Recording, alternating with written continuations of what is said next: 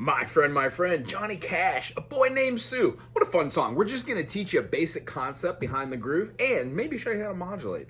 For this song, we're going to be doing it in the key Johnny was in. It's a little down tuned there, but they weren't really focusing on boom, 440. However, we are close enough.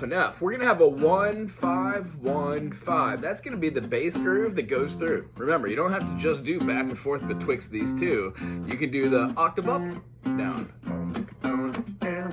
variation of this really is something cool when you're playing on the bass and when you're trying to just do the backing track for the git fiddle.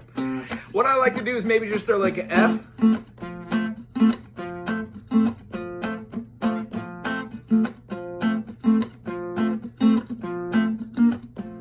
What I'm doing right there is I'm just putting a finger down maybe on the D, give it a little tension. If you go to D sharp and pull it back, it gives you a little tension too. It's a little bluesy. It's a little much for the song too, but just why not know that?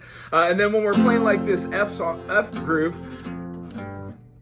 we're going to go to the 4 chord. Now, the B flat major is kind of a hard chord. The way that I teach A major is to play what we usually learn like this as being just this. We're lifting our hand forward, so we're rocking it back and forth, meaning if you're doing 3 things, sitting up straight, thumb is directly on the back of the fretboard, and your hand has a little bit of a chance to swing forward. You'll notice that playing an A like this and then lifting your node on your finger, meaning the A is going to be covered by this, and you're going to lift it just a little bit so you're not hitting the open E string right here.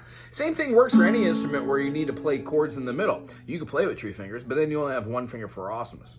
If you play like this, you get to keep the other fingers for awesomeness. So for this song, if we're doing in the key of F, I like to just play the bar chord too sometimes and just focus on going 1, 2, 1, 2. When you get that backwards and forwards with the bass notes aforementioned, you can start making your own rhythms. This song, a lot of words. I'll start you off to just get the rhythm, and then we're going to go to the 4.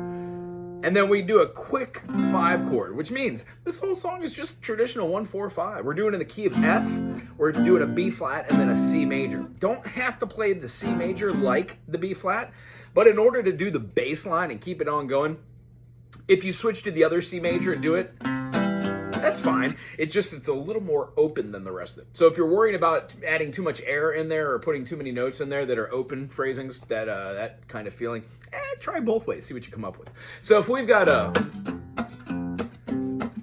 my daddy left home when I was 3 and he didn't live much but my mom and me, but just a soul guitar and an empty bottle of booze.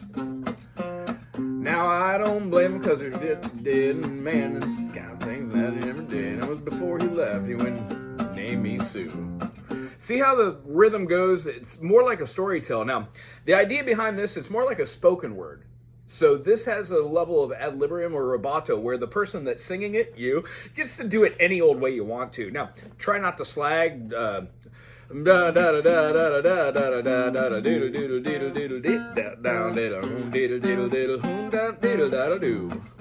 kind of things that you go through, those are the little noodles inside your head if you're not already playing those.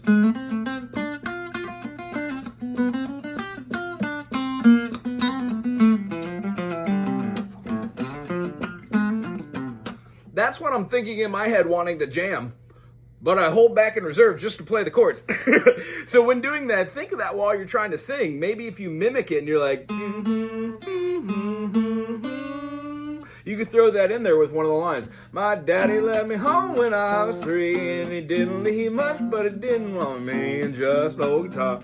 It still goes with the feeling of the syllables, but you can put them anywhere and you can choose any notes because this really is just monotonal over the chords, meaning you're just really using any note that's inside the structure. And Johnny has a particular way of doing it, which is amazing.